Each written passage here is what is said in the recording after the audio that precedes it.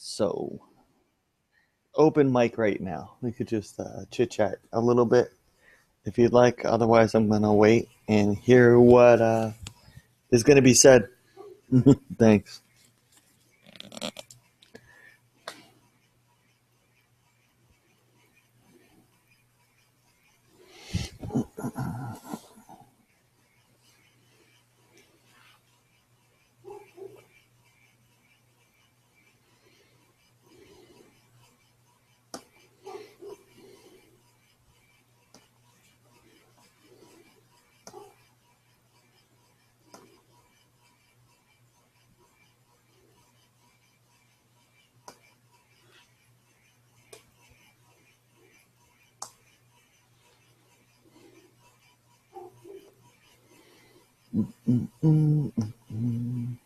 Tonight we're talking about impulse control and brain injury. That's the topic for the night.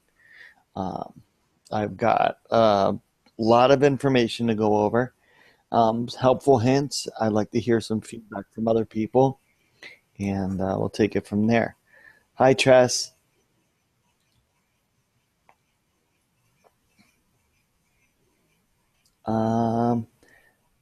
I don't hear. Let's see. Don, are you on? Are you there? Can you hear me?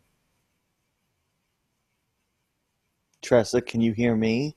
Yes. Okay, good. You're hiding. I don't. Oh, I didn't mean to. It's okay. It's okay. No big deal.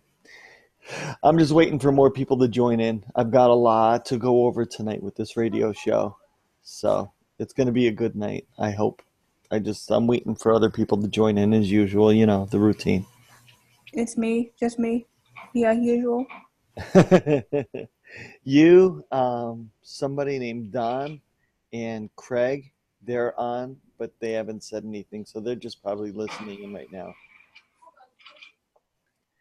which is fine, especially when we have the radio shows because they're on topic. So they're pretty specific. But waiting to see what kind of turnout we get. Susan said she was going to join in. Henry said he'll join in. We have you. Deb, I'm waiting on her. So, let's see. Oh, we got here. Oh, okay. Thanks, Don. He's chatting. He says, I'm here, but on the desktop with no microphone. Okay. I see that. That's cool. Thanks, Don. So, More what is the topic for tonight? is impulse control and brain injury. All right? What's impulse control? Is immediate reactions to things, whether it's Well, emotions, well, action, just hearing and that, this is perfect for me. you're a good girl. I don't know what you're talking about. Just remember, no cursing. I promise. There's none of that. It's okay. I'm just playing with you. Hi, Susan. I knew she Oh, was here. Let me hi. get Deb Hi, in. Susan. You're here. Yeah, You're fully yeah. here. How are you, Tressa? I'm good. Today is my 5-year anniversary. Oh, Wow. awesome. I didn't know. I thought that was last week. No, July 6th. July 6th. That's awesome. Around this time is when it happened too. Yeah. Mm-hmm. Oh, you're right. I'm thinking about your relationship anniversary with that's what got me. Okay, I got you. My advice to anybody, never listen to backseat drivers. If you know you can't go, don't go. Don't listen to somebody else that's in the backseat or in the passenger seat. Don't listen to them.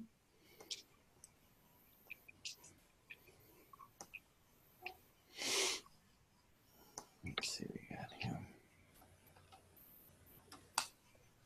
Uh-huh. So I'm waiting to get more people on the call. So far, I don't know. Of course, we don't know where Henry is or Deb because we're always trying to find out Deb and Henry. But we have Craig. Don's on, but he's listening. He doesn't have a microphone, so he's typing the chat window, which is perfect. It's even better. We get some people on that don't know how to shut up. Who? I can't say. I'm not. I can't tell on anybody. It's you, because I'm not. I'm never the one talking. No, I'm supposed to talk. I'm the host. You know who it is. Don't even play that game with me. I thought I was the host.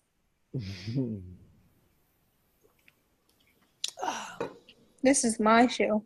Oh, it's it's Today is my show. who's that? Where'd that come from?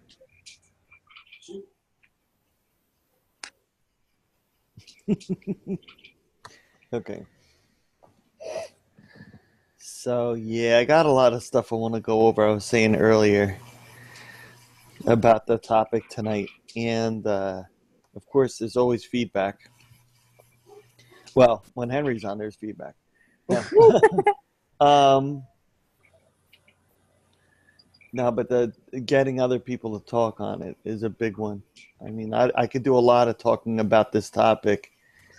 Yeah. I ended up Yeah. doing a lot of no, I mean really background. I was reading. I've talked to psychologists. I've talked to neurologists and other caseworkers. And Susan has experience with this kind of stuff too.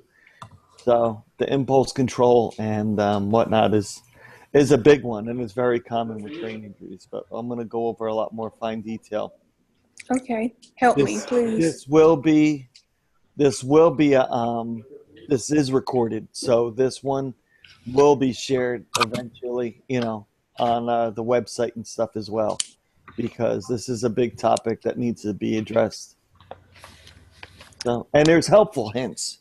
It's also like ways to be able to help out for caregivers, to help out family members to help, and for the survivors to keep in mind too, because it takes a lot of little things like self-discipline and patience for everybody.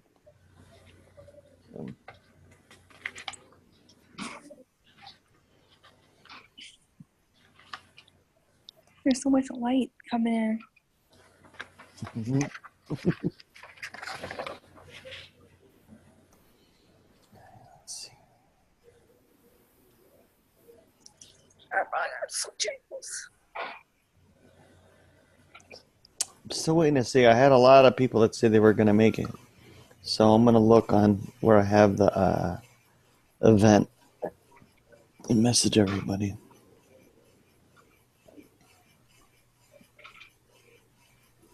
Message. Here we go.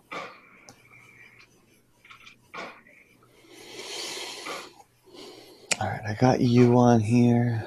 Bonnie, Holly, Michelle, Henry, Deb, Dawn, Mary, Jen.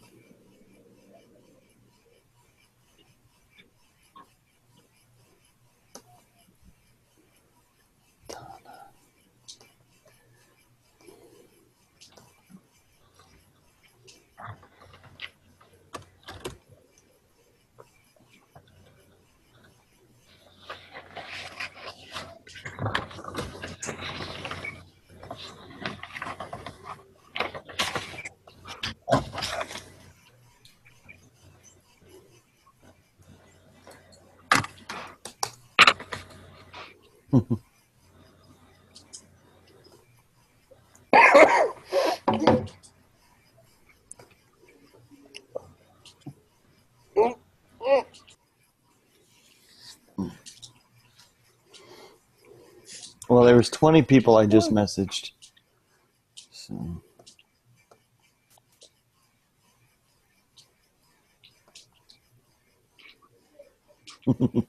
Susan's dying over there. I see. Poor She thing. so. See that? Yeah, my eyes are watering and everything. Oh.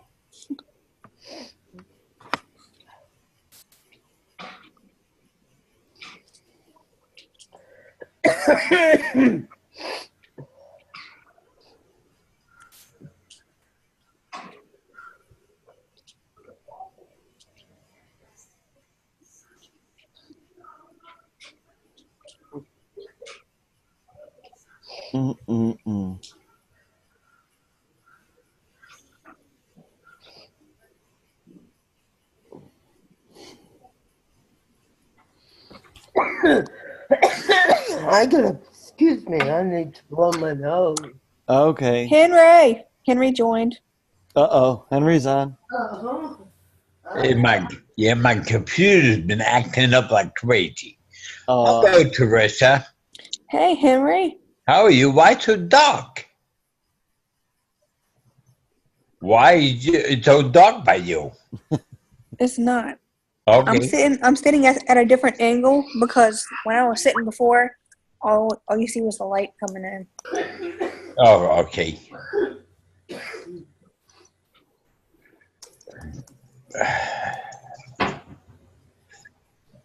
Hi, Sue. Hi.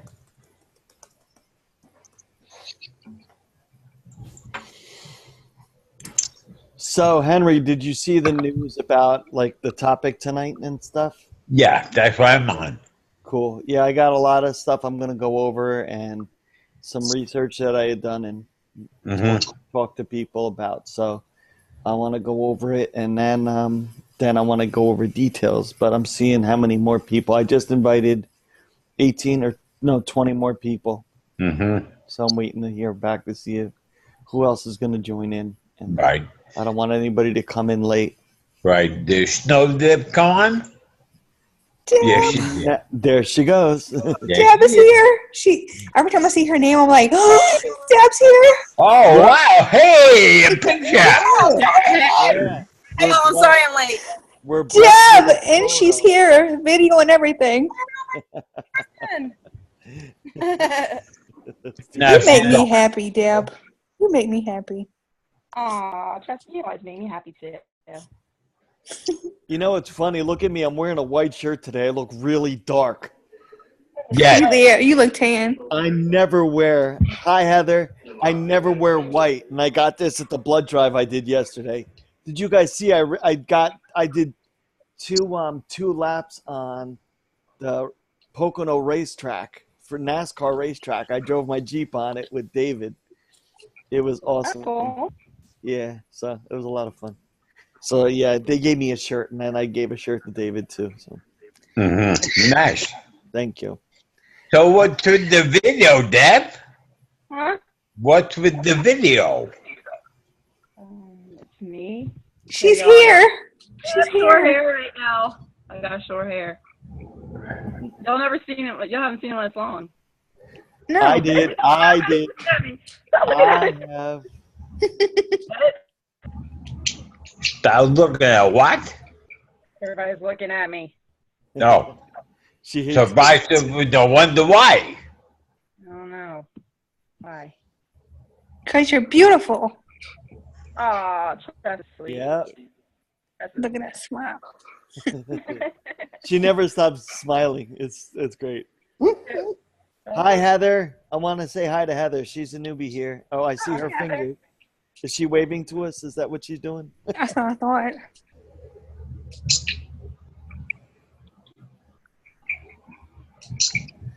Cool.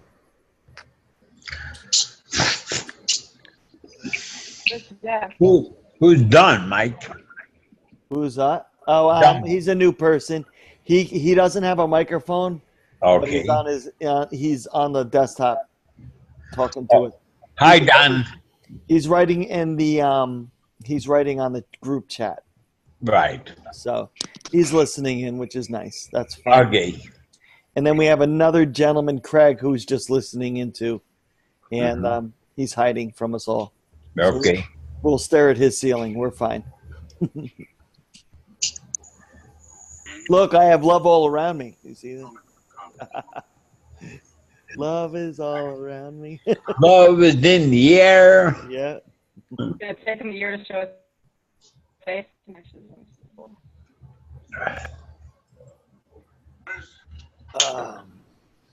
So, what was that? Oh, Craig said I'm just being antisocial for now. Okay, Craig. Okay, you're welcome to do that. That's how it is at first. That's When fair. everybody's talking. Yeah, it's okay.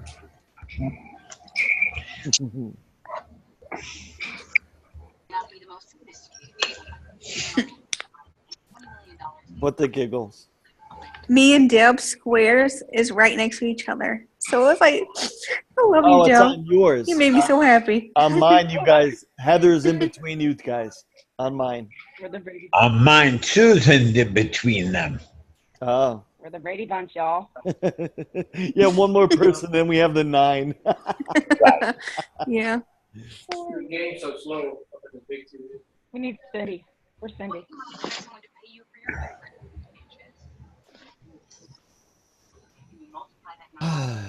So, although many of us are already like pretty educated on brain injuries because of our experiences and everything else, I'm going to be going over definitions because this is recorded, and I'm going to have this show like on our website afterwards, so more people can learn more about issues and hints and things like that to be able to help them out with impulse control. All right. And So See? I'm gonna put it on mute real quick. I'm gonna be right back. I'm gonna get my notebook with my definitions in it. Oh, good. Okay, all right. Cause I'm educated. Are you? I can also I send you the recording.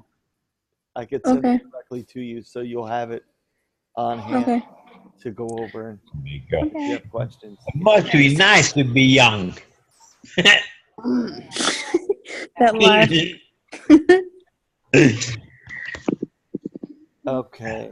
I think I'm just going to get started. It's 20 after 8. Sound good. I'm not really expecting anybody else new to come on, but again, here we go. All right. So tonight we're talking about impulse behaviors and brain injuries. And I wrote up a whole little document on here.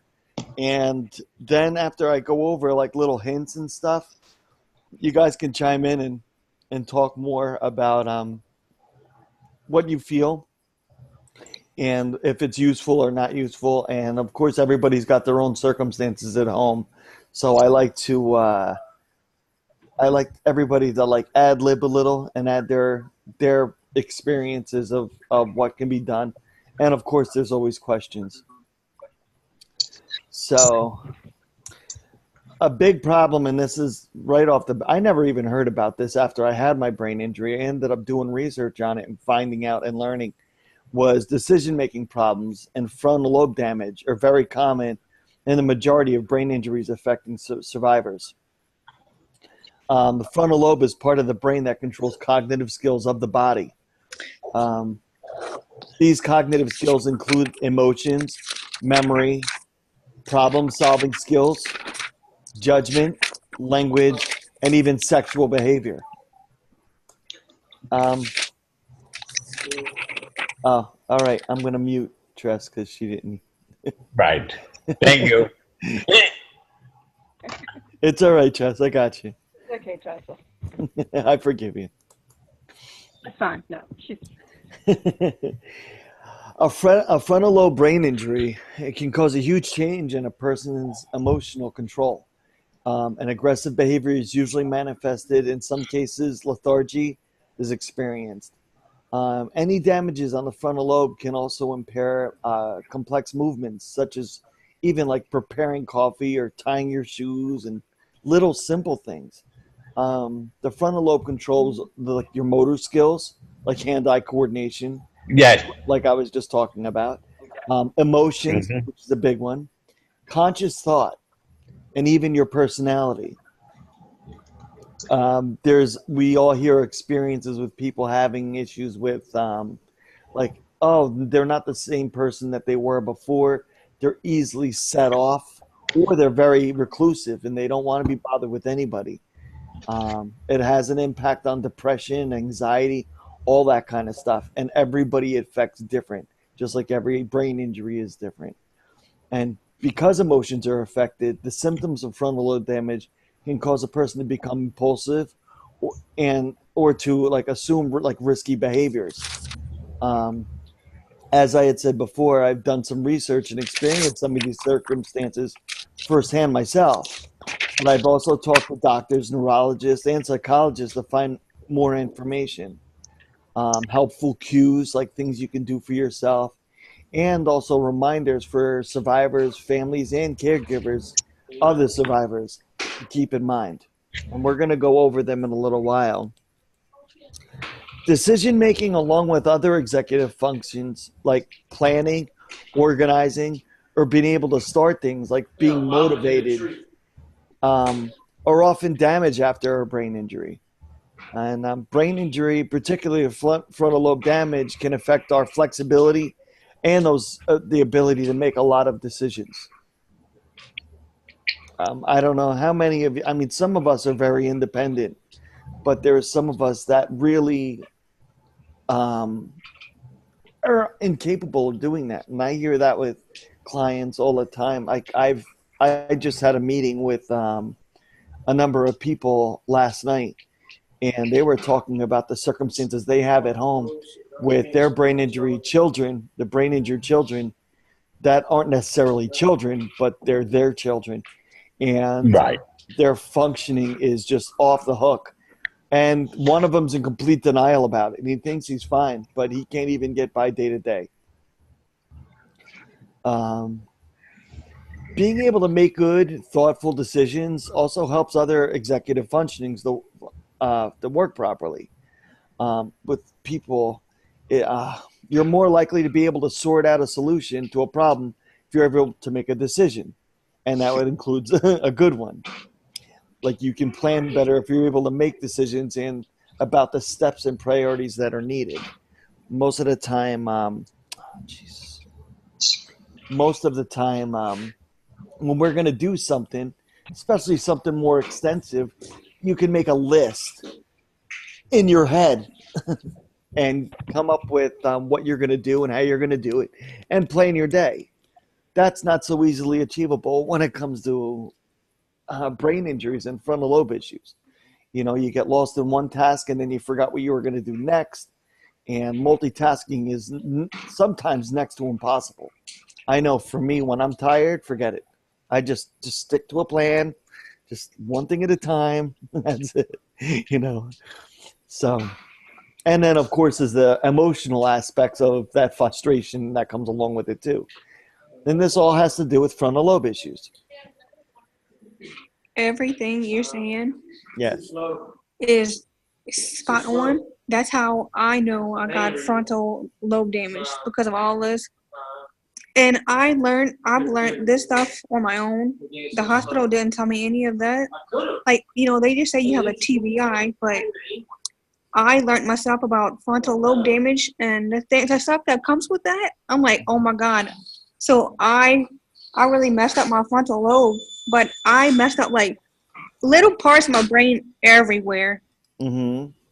Yeah, when I had my stroke, my frontal lobe was damaged heavy, which is probably why I'm so messed up. You're not messed up. No, but it's good to deal, my guess. At least we have a reasonable excuse. Yes. That's what I'm getting at. Yeah. But some people are like, oh, she's doing that for attention. Yeah, Or, yeah. You know, Mm-hmm. they just don't know Yeah. until they're in the situation. People don't understand it.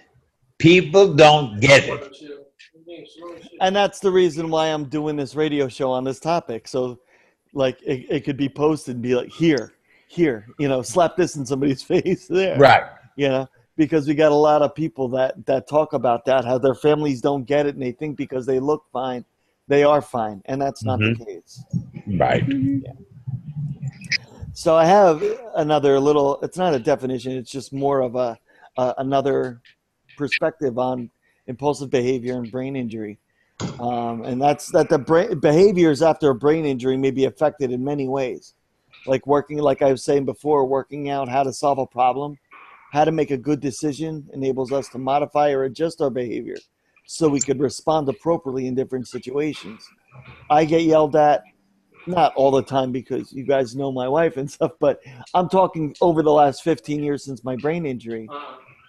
There's been situations where I've flew off the handle or just said, I've had enough of this and I just give up. And I don't have time for this. Or I'll just argue and tell them well, I'll just put it nicely. I said, I'll tell them off. You know, I don't stand for anything. And I used to think that it was an excuse, like that I'm just standing up for myself. But come to think about it, I was like, maybe they weren't so bad. But it was the circumstances on top of the brain injury. Like I just didn't put up with nothing, Right. nothing. And now I'm a little older and a little more laid back, and I reassess and I do a self-assessment of me saying, chill out, relax. And we're going to go over more things like that, about that kind of stuff. So a key point that I had here, it says memory loss might affect problem solving ability because of the difficulty remembering how a similar problem has been resolved in the past. Impulsivity might affect decision making because decisions are made quicker without thinking them through. Correct. Before your brain injury, you were a different person and you didn't have any issues. So your problem solving skills could have been like boom, right on the money, boom, boom, boom, and you had a routine. The career that I had before my brain injury, I was on the money, and I was on the money. I was making really good money. But Me after too. the brain injury, the stuff, because I did Microsoft certifications. I was phenomenal at that. And when after the brain injury, I could remember those simple tasks and the steps to get to where I used to be. So it was a completely different scenario. But even like down to the basics, some common difficulties that people with brain injuries will see is not being able to work out right from wrong. Like they don't see the cause and effect and the repercussions that come along with that. Right. Finding it difficult to even recognize there is a problem. And you guys know what I do during the day, so I see this one-on-one with people on a daily basis. And here's another one: difficulty working out why something has gone wrong, like understanding. It was like confusion, going, "What? I don't get it." You know. Right. And that goes back to where I was going. Is the next thing is finding it difficult to anticipate potential problems, like thinking things through. If I do this, you don't. That's part of what I'm going to get at to later, is taking your time. And taking your time is going, all right, if I do this, stop. And then you go, if I do this, what's going to happen? What's going to be the outcome? Right. So, Yeah, but I'm sorry. no, it's okay. I find what you're saying is true, but a lot of times, if I'll take me for instance, if I think about a situation before I say something, the situation's over. Well, that's fine too. then it's not a situation anymore.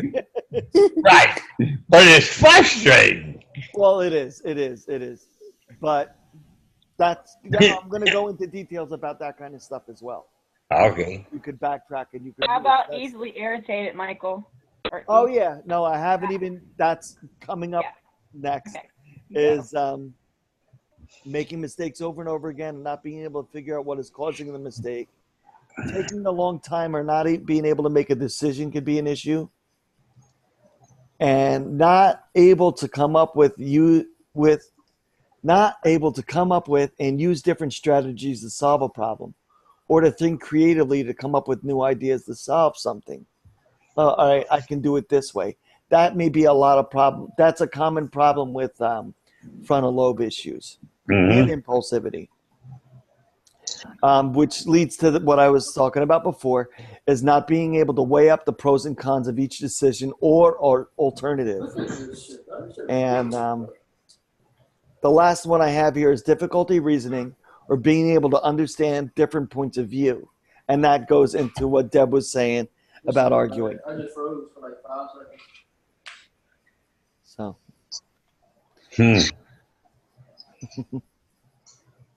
So what did you want to say, Deb? You were talking about a situation you had. Oh, like being easily irritated. Yeah. Well, patience is a big one. You do have to be patient, and that comes with the frustration and not being able to come up with the right words. And on the other end of the spectrum is them not listening and taking their time to Right. hear you out as well. I was just going to say that. I know. If you're easily irritated, you need family members or friends to like speak. For me, I need them to speak kind to me and not make me worse by Not, yeah. stuff. But they always made me worse because they would call me names, and you're doing it on purpose, like Tress was saying.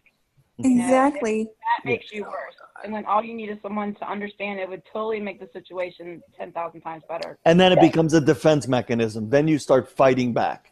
Yeah. And then when you fight back, you're like, oh my God, she's crazy. Like, Right. I can't be around her.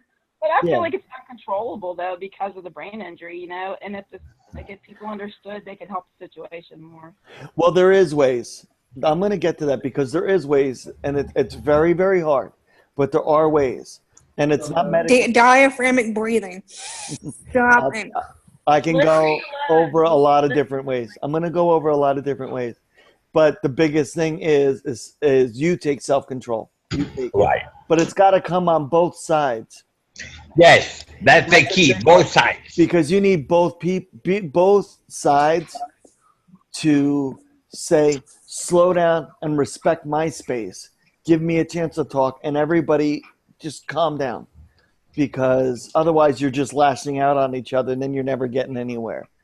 So everybody needs to be patient, and everybody, including us, everybody needs to do more listening. So, all right. Now, back on topic. It's easy to encourage impulse control, but how do you actually use it? And this goes for everybody. This isn't just brain injury related, but I liked it.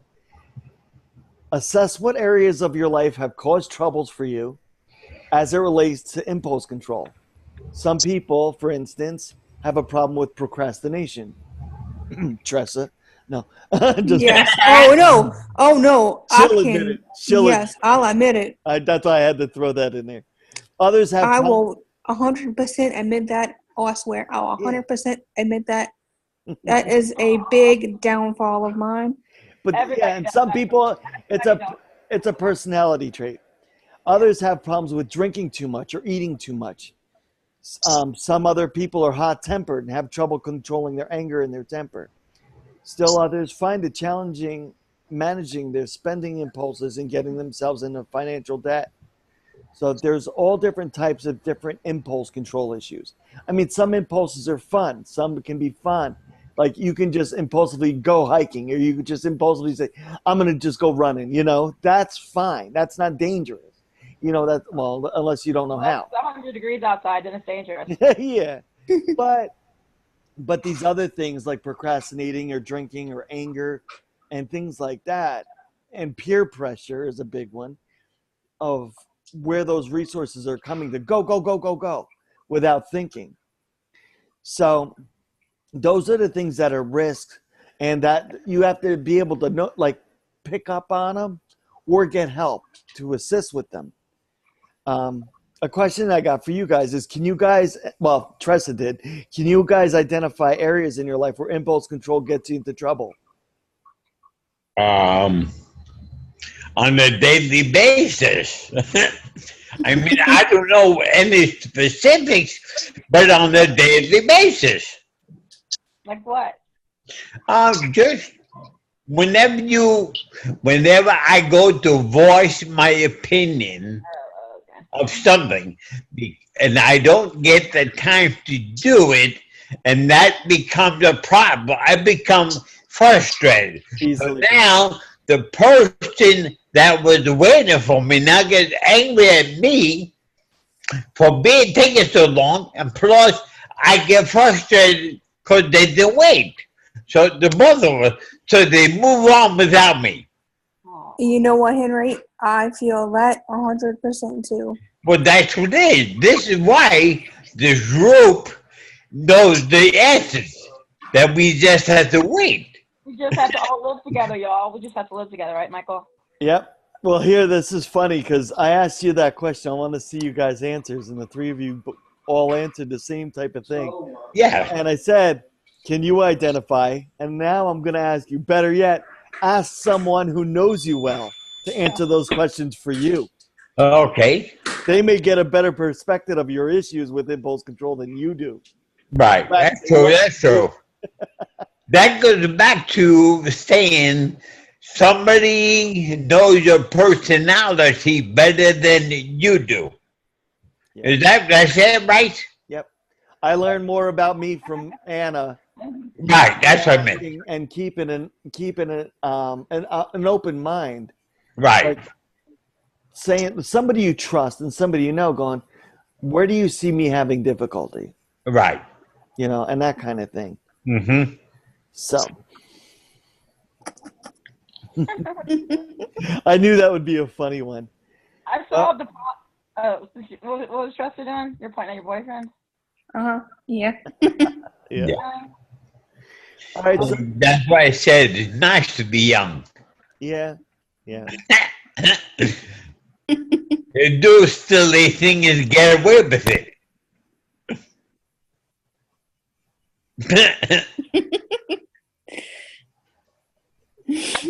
I love your laugh, Henry. Thank you. You're welcome. All right. This one I'm going to need I want your feedback on. I'm going to bring up the number 2 because here's some of the easy ways to encourage impulse control, like how you can do it. And number 2, that one was know your risks, knowing the things that are going to be your issues. Mm-hmm. So number 2 is plan for your risks. Once you've identified your particular impulse control risks, you can better plan for them and develop a productive problem-solving action. Like you can say, okay, this is my issue. What can I do to fix it? And you can keep a list or write it down or something like that. But you got to, something to practice. You're going to plan. So an example is if you're eating too much and that's a problem for you, like it is for me. Don't eating. You consider ways to help problematic foods stay out of your environment, like candy and sweets and things like that. Mm-hmm. If you're drinking too much, this is kind of self-explanatory for those of us that aren't alcoholics. Is if you're drinking too much, don't keep alcohol in your house. Then it's not there. But if Right. shopping is a problem, what about coffee? yeah, same type of thing. Yeah. But if shopping's a problem, you don't go to malls. You don't, Right. don't hold on to your credit cards. Cut them up. Do that kind of thing. Right. So all those little things will help you out. Mm-hmm. And another thing, if friends and family associate or encourage you in a negative way of doing these things, consider altering who you spend your time with or how much time you spend with these people, because it's dangerous for you and it's falling back, Right. With the brain injury thing, that's not the case because your problem was more within you, but you're I've said it several times on our radio shows and even the conference calls, is that control your environment, because if you're around a bunch of negative people that don't help you recover from your brain injury or get better, cut them off, because it's unhealthy for you to be in that. It's unhealthy mentally for you to be in that kind of environment. So control your environment. That's exactly why I have no friends. Yeah. Well, that leads me to the next sentence I was going to say. Alter your environment to help you cope better with impulse control. And that's exactly what that is, Tress. Exactly what that is. You know what I hate? I just, like with friends and stuff, some people that just think because you're a quiet person, they could just push you around. They think you're gullible, so they just try to push you around. Well, that's why you need to socialize with people like yourself. Not try to fit in with people that are not like yourself. There's nobody like me, though. Tressa, except on here. Find them. They're far and few between, but they're out there. Tressa, I know what you're saying. You're talking about when you're quiet and you're nice and stuff, people take advantage of it. Yes. Yes. They take advantage of how nice you are. Like, yeah, I understand that. Uh-huh. But you'll find, like, continue to look for friendships that are healthy, because there are people out there that will treat you with respect, and they'll make sure not to take advantage of you. There's Yeah. help out there, yeah.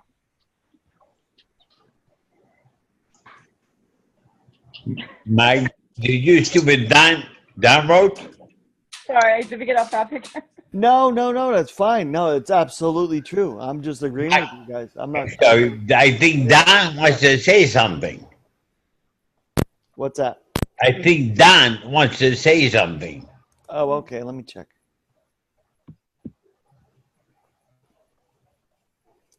Hold on 1 second. I was clicking on the thing. He's saying just being. He hates standing in line for anything. Drives him crazy. Oh, I thought he meant he was waiting to say something. I'm No. sorry. It's okay. Yeah, no, patience is a big one, and that's very difficult for people with and without a brain injury. Yes. So yeah. Michael, Yes, Tress. I'll be back, okay? I'm going to leave it on here Okay. inside for a minute. Yeah. Why do you mute it? I think we Press should that. I can do that for say you. the Pledge of Allegiance. Mute it. Mute. There you go. Okay, sorry, Don. He sent that message a while ago, and I didn't see a notification that there was a message, so I didn't know. So sorry, Don. So this is the other thing I wanted to. Well, hopefully Tress will hear this part later. Is another thing for action is count to 10. Some therapists have said counting to 5. Mm-hmm. And thinking it's 2 parts. You could count to 10. Some people don't have patience to count 10 seconds, or even when you're with somebody else. But even 5 seconds of taking your time. You take your time. When somebody asks you a question or says something to you, wait 10 seconds for a response, or wait 5 seconds for a response, and think about, where will this lead me? Is it good or bad? That's it.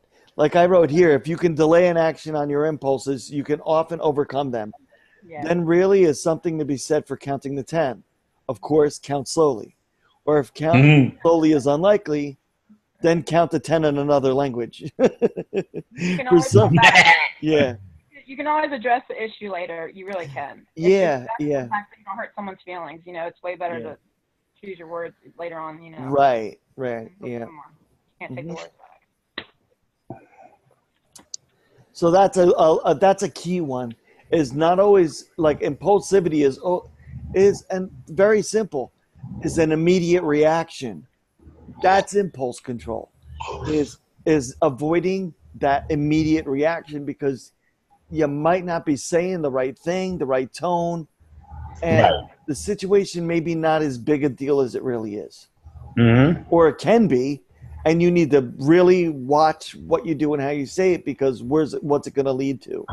Right. It's like that. You remind me, Michael. It's like that with emails sometimes. Like the first time I read a letter and I think it's horrible, like the person's being mean, and then I'll go back and read it and I'll realize, you know what, it's not as bad as what it was. It's because you can't hear tone of voice through text. Oh, I know. Yeah. And that's a big one. Yeah. All right. Well, this brings me to number 5, and this is very simple, but it's be mindful. Being attentive to your feelings, impulses, and desires in a non-judgmental way by noticing them without attaching them to a mindful matter can be helpful. Like you had just said, Deb, it was how you read it. So just it could be your mood. If you're in a bad mood, you're having a tough day, and you read something and it crosses your path the wrong way, you may get pissed off, but it really wasn't nothing anyway. Right. So, it could be just your mindset. Mm-hmm. So you could go back, like you said, go back to it and check it later. I always do that with difficult emails because usually when I go back the second or third time, I notice that they're not as what I perceived the first time. Yeah. So my response is different. Yeah. Now, this brings me back. Number 5 is the one I was joking around about before, and Tressa better listen to this one. They're gonna laugh. is get corrective feedback. It's hard to change behavior without ongoing corrective feedback. Can those who you are close to assist you by giving you corrective feedback when you're acting on impulses in a problematic manner? Of course, you don't want friends and family to be nagging you all the time. You know, oh, you're doing this again, blah, blah, blah. Right. But if they can helpfully, without judgment, point out behaviors that you may not notice, then you can make progress on your goal by in controlling those impulses. Like, you don't want to have somebody when they're mad at you and, oh, you're doing it again, you're doing it again, you're doing it again. Right. You know, here you go. You just say, you know, ask them to collectively do it later. Like, you can ask them later, I shouldn't have done this or shouldn't have done that. Do you think, you know, they're asked for their opinion. That's a good way to do it. And my own suggestion is one is review, but getting recommendations about stuff is really, really cool. Right. What do you think? Always asking opinions and complimenting each other is a key thing with anybody that you work with or you're close with, to say, you know, it shows that you're respecting their frame of mind and they're respecting yours. Right. You know, so it's when you talk about stuff, communication is huge. Finally, the sixth thing that I had written down here is about patience. And it says, Rome wasn't built in a day, don't give up. Right. Behavior changing is hard. It's very hard. Yes. The odds are high that you'll need to work on it over and over and over again. And you'll probably make progress sometimes with several steps and then several steps backwards. But you can't give up. Any progress in the right direction is indeed progress. But you might want to be gentle with yourself, knowing that Rome wasn't built in a day. Everything's got to take its time, and everything's got to, you know, everything's going to be a little bit of work and discipline, self-discipline. You know, we all know, like Henry likes to blurt stuff out, and we have fun with him, and me and him joke around about it, and he always apologizes to me about it too. Yes. But like, just he knows it, and that's okay. We'll work on that together. You know what I mean? And it's constructive criticism. I'm not yelling at him, dude. Right. You never shut up. You know, no, it's not like that. It's going, yeah. Other people are complaining that they didn't have a chance to talk. Oh, sorry. You know, and then we're like, all right, and he's gotten better. You know, we all work on it together. I put here in bold print, there are no magic or simple answers when it comes to better controlling and managing impulses and behavioral changes in general. But there are principles for success. And I put 3 little things that I've talked to therapists about of how to control anxiety and impulsivity. Because usually they go in hand. The impulsive control, whether they're good or bad, is usually a burst of energy over a situation. It could be something funny. It could be something harsh. It could be very enlightening. It could be, like I said, impulsivity could be good or bad. Right. But it's still very on the moment, on the spot. So it's easier to just chill out and control the situation. Don't let the situation control you. Right. And I used to, my sister used to tell me, and we had a big family, and I was one of the oldest in the family. So they're like, Mike, you never get upset about anything. And now I take everything to heart after the brain injury. I'm very sensitive. So I've got to learn to be more, like I said, calm and collective about things, and don't let everything get to me. Some things will still, don't get me wrong, I'm not emotionless, but there's a time and a place for it. Well, I'm going to get that. I'm going to nail that. When somebody brings this up again, I'm going to bring it up, you know, but not immediate reaction. Think it out, say what you're going to say to yourself. And that way you have a good collective thought and idea of what you want to say when the time comes. So that leads me to, like, again, how do you control anxiety and impulsivity? Distressing impulsivity is something that does need to be controlled on its own, in its own way, especially if it causes anxiety. Like we were talking before about getting interrupted when you're trying to speak. So but not just speaking. That's just one example. But in any kind of tense situation, luckily, some of the strategies for controlling that impulsivity are also valuable for anxiety. They can include like exercising, and you guys have known that. I've talked about that.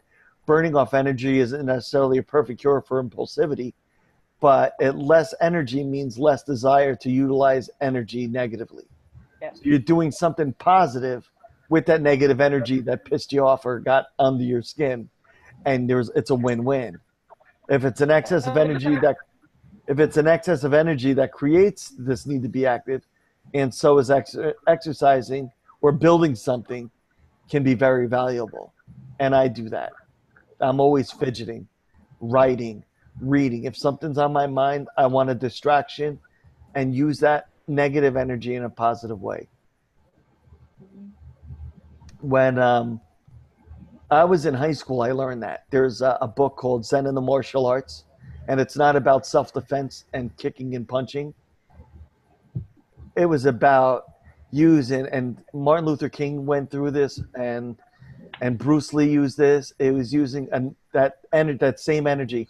Negative energy is energy, and you use it in a positive way. You turn it around and use it in a positive way to do something productive, and your results always turn around in a formidable manner to help you.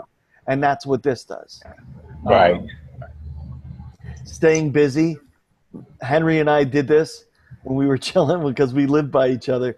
But keeping yourself busy to a schedule with activities that are mentally distracting can also help. In a way, you're challenging that energy and focusing on other areas where impulsivity won't matter. For example, puzzles, hiking, playing with a pet, even watching television. And people, all of us that have brain injuries that are especially online, you'll start playing games. You'll play puzzles. You'll do little things that trigger your mind, but it's a complete distraction from the things that were aggravating you at one time. It's just getting your mind off it and addressing it later, like Deb had said before. It's just calming down and then clearing your mind and going back to it later.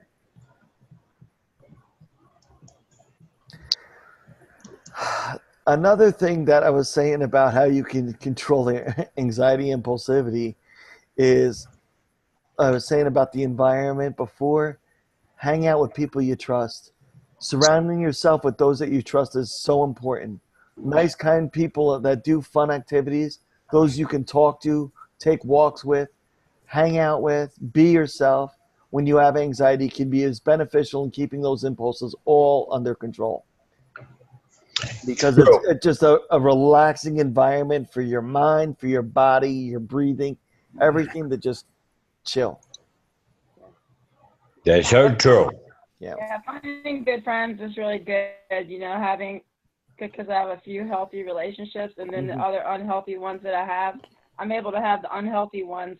I have to have them. You know what I'm saying? I don't want them, but since I have them, anyways, the healthy ones are the ones that make me be able to deal with the unhealthy ones. Does that make sense? Yeah. The healthy Yeah. friendships.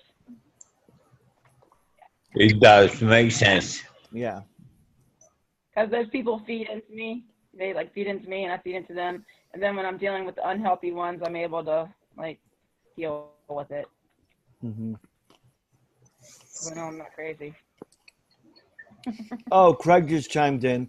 He says, this has been helpful. I'm mentally fatigued, but I'd love to join in on another one of these days in the future. Switching between all the conversation was a bit taxing. Sensory overload for now. All right, Craig.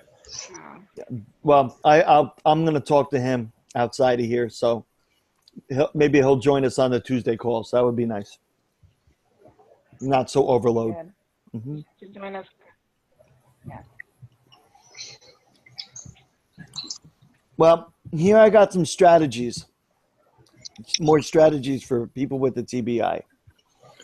Identify triggers to impulse behaviors with the help of trusted others like family, friends, or healthcare providers. Like Henry, Yeah. in in your situation, because, like I said, we lived and hung out with each other. Like you have your son, that's family. You had me as a friend, and you had a caregiver. You had somebody coming by your house that was there for you. Right.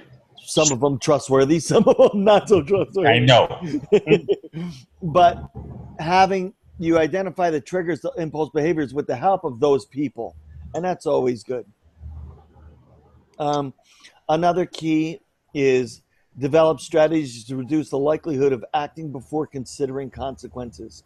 And that goes back to what I was saying, the 5-second or 10-second rule. That's a big helpful strategy. Breathing. The breathing is a big one. You know, walking away from a situation and then coming back. Like, I'm lucky when I have a stressful situation, I'm like, I'll be back. I'll walk the dog. I'll go get in my car and drive around the block a few times to clear my head, calm down, and then come back and maybe address whatever it was. Right. That I could think it out. And you say, how am I going to approach this? This is a silly one that I wrote down, but I do this with work, is have a family member or a friend give you a signal to help you with stopping and considering behaviors before you act any further. As you go, you could look at them, you guys see me right now, and you're like, you know. I was getting ready to say that, Michael. Like, there you go. Let it go. You know. Have like an agreement, like you can like set up a little plan of action, you know. You upset and you agree like some kind of plan to like this separate from each other or whatever it is. Yeah. I'm sorry. That's what I wanted with my family, but they didn't do that with me.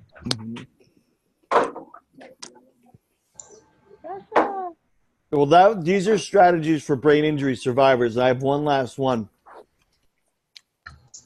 And if it's done right and done well, it's accepting feedback from trusted others regarding when it's important to stop and consider behaviors when it's difficult to recognize the need for this. You know, the constructive criticism. You got to have an open mind. And that's why I said there's teamwork involved, where you and the person that you're teaming up with, that willing to help you out, can assist you, you know, because we don't see things from our own perspective because we're wrapped up in our own perspective. Right. When you get it from somebody else, they're like, no, there's a time and a place for it, and that wasn't it. Yeah, right. Yeah. That's a good relationship, though, when you have someone like that who can help you realize, you know, what's that's going a on. true friend. That's Again. Again. To talk to someone like that. Yep. Now, you can receive it, if you, like you said, the constructive criticism. If you're able to receive it without getting offended, that's what matters. Now I have a list here for caregivers, and I want to make sure that this one is addressed now because this is recorded, and I want this to be heard by family members and caregivers and loved ones and friends and things like that. And be aware of the relationships between the brain injury related changes in brain functioning and increased impulsivity. That's one. 2, work with a person to identify the triggers to the impulsive behaviors. Examples: increased emotional impulse, like, you know, upset, and the influence of peers. Some people will push me. I've seen it with me, is if I feel like I'm getting ganged up, one person comes after me and somebody else starts some other thing, I'm like, really? You want to go there? Come on. You know, like, all right.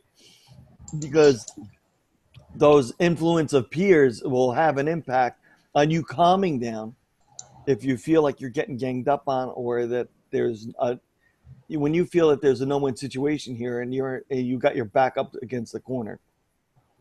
You know, that's immediate trouble. Right. This brings back another strategy, is what I was just talking about. Develop a subtle signal, like a hand gesture, to help the person remember to stop and think before acting when questionable behaviors are occurring in social contexts. Like I said, you just go, you know, and use another funny thing too is use redirection as needed. If somebody does, and this, when I was working with autistic kids, when they would act out and do some kind of impulsive behavior, that they were trying to do for attention, you just redirect them. You go, oh my God, look at this. Yeah. And it just changes their perspective of whatever they were thinking. You just cut it off. It's like a light switch. And then you divert their attention somewhere else. Another one is when not in social situations, provide the person with non-judgmental feedback regarding the appropriateness of his or her behaviors and decisions. And this is what I was talking about before.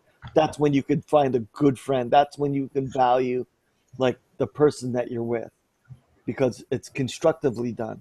You know, you're not going to sit there and insult and do something or say something to embarrass the other individual, you know, with the brain injury. It's not needed and it's not fair. Yeah, right. You're building a stereotype that that person has to live with now.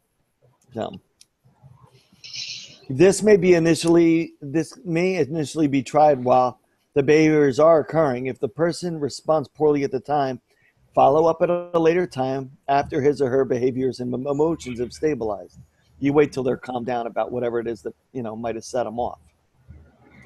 Another key for families and caregivers and whatnot is balance, encouraging independence with helping the person with the TBI recognize his or her limits in decision makings. You're not degrading them. You're not going to limit their responsibilities. You're not going to make them feel degraded like, oh, I can't do this. You're going to encourage it and you're going to help them. It's positive reinforcement. And that's how they grow. That's how they get better. Not by nurturing and, oh, this is just how they are now. No. You talk about the pros and cons for decisions and behaviors, and you help him or her to weigh out the positive and negative aspects. That's teaching them. And Right. you practice it. You could, another thing that people could do, and this is what I did even as a teacher, serve as a model by making important decisions in a thoughtful manner, including the person with the brain injury in the reasoning process.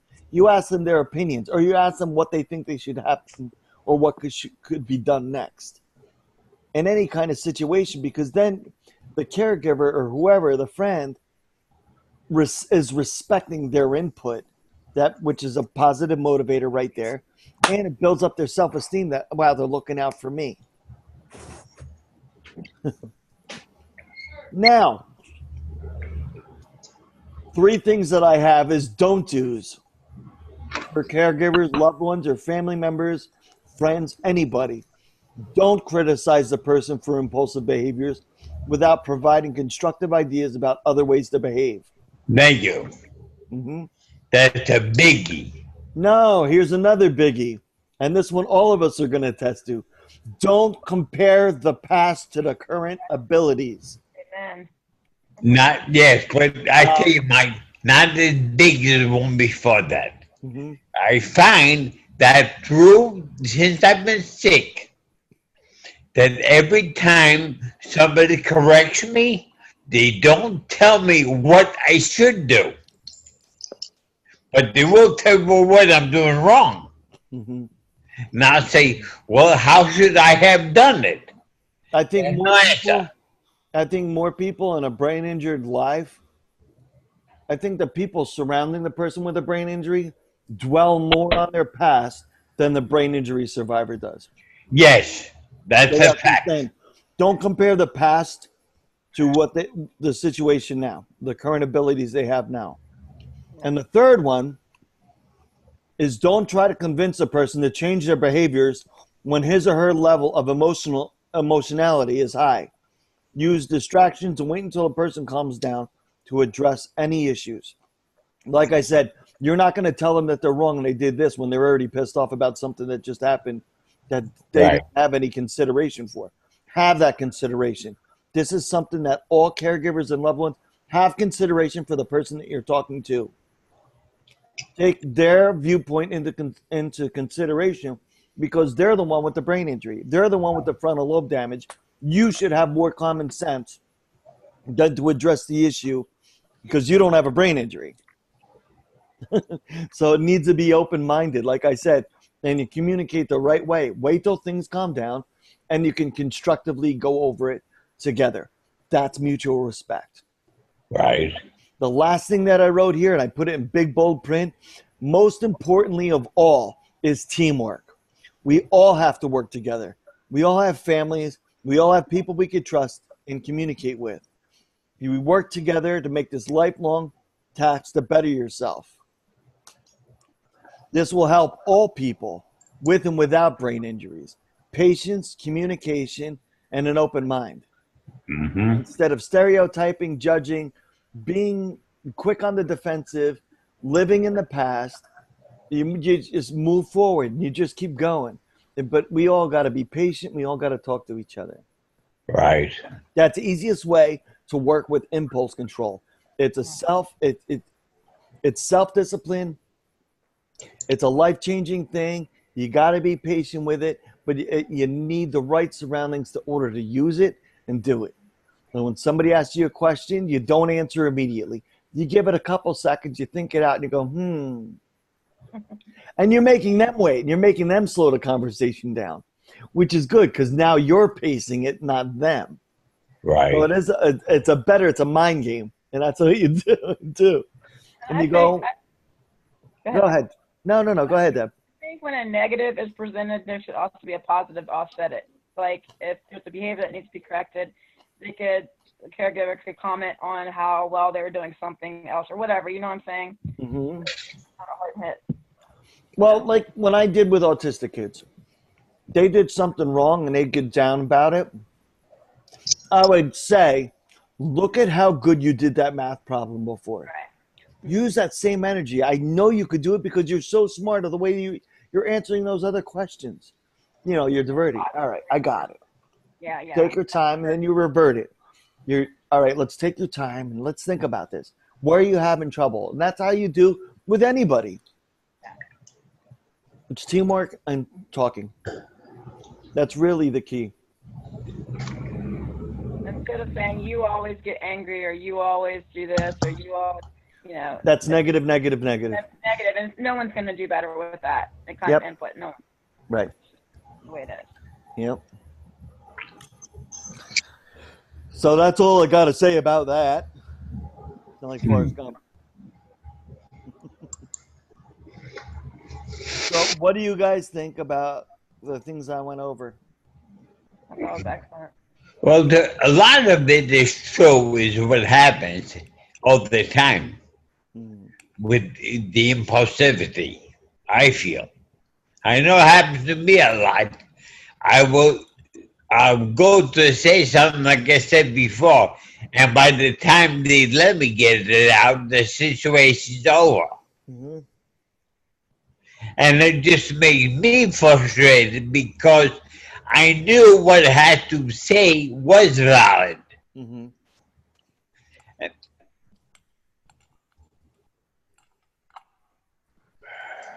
I think Henry. Yeah. You're from Staten Island, and you have a New York personality, and you're quick to say something. You're on the ball, and you're like, you'll be the first person to go, hold on, let me ask you a question. Right. So when somebody's like talking about something, but I understand. Like I said, some things are just personality traits. But Henry, you do have a right to your opinion. Mm-hmm. Thank you, Deb. Yeah. You do have a right. You shouldn't feel bad about it. Both people have a right to their opinions, and not one person shouldn't overpower or be the right one. It's not that I don't. How do I say?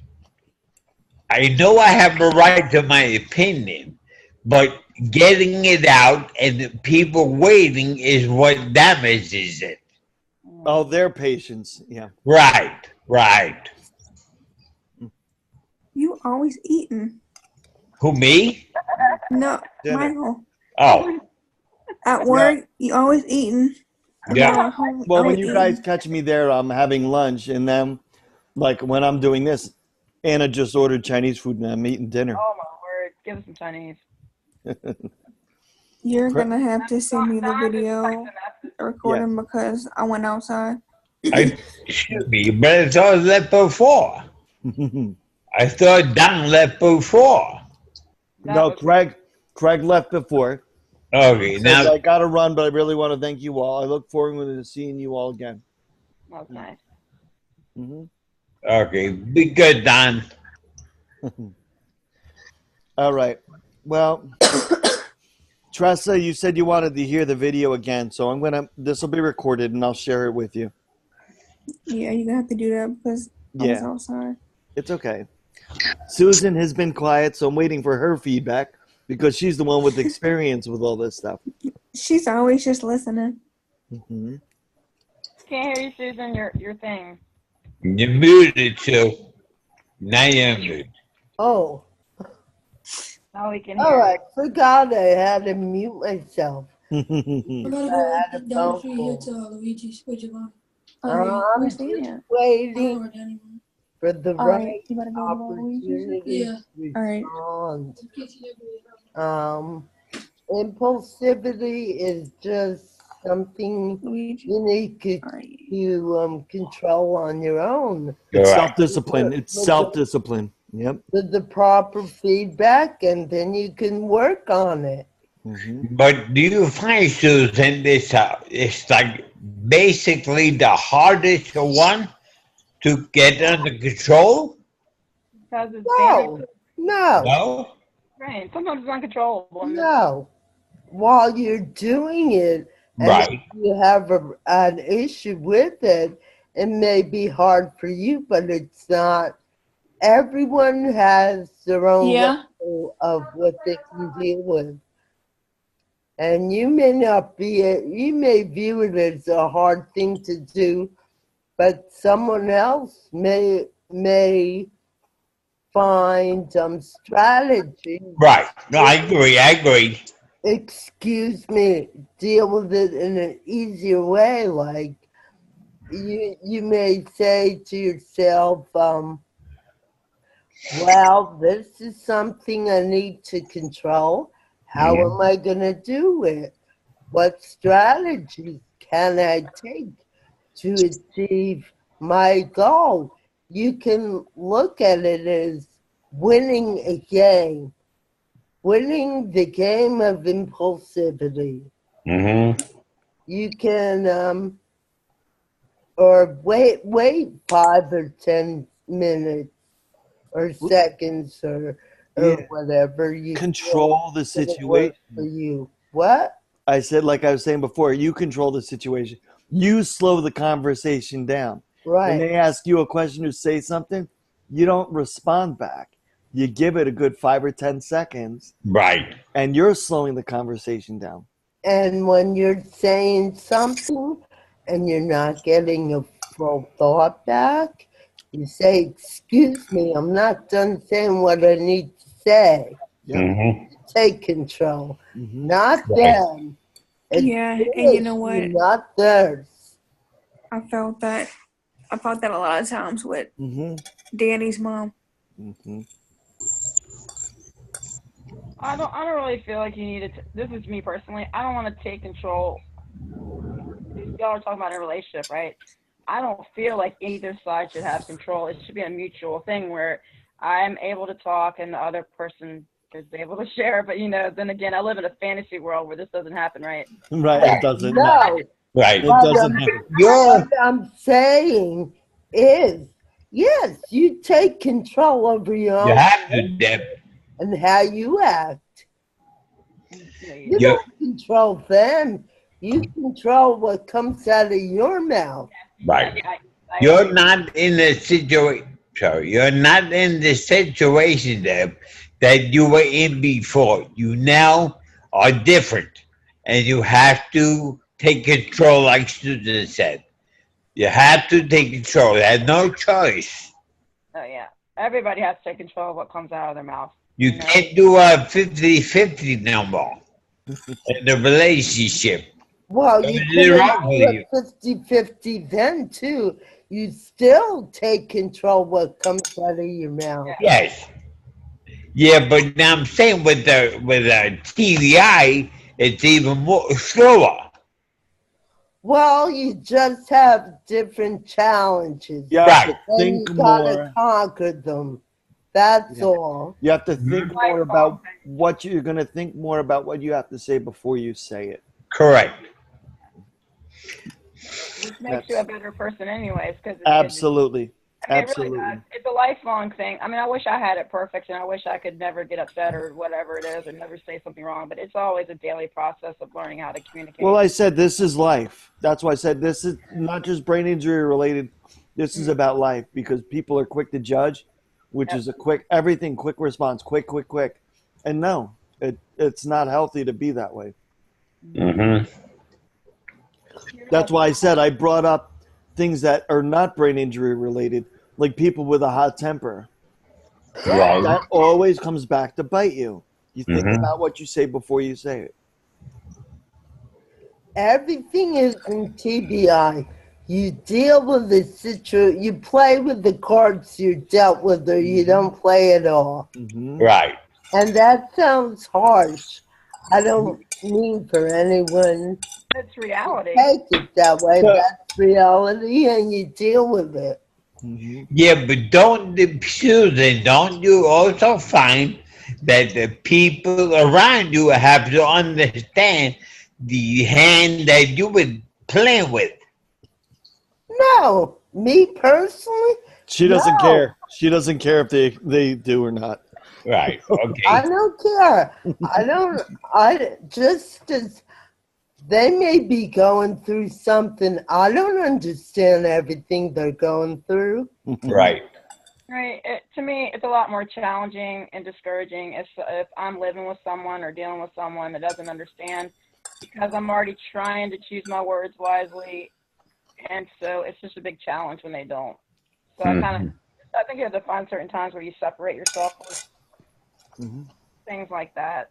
I think finding yourself and who you are and loving yourself is very important. Oh, that's everything. It's very important. That's Yeah. who you got to live with the rest of your life. Yeah. Like if someone, yeah. So if you need to talk slow or you need to take a break, you just need to do it and don't feel guilty about it. You know, Right. just do it. Like you know.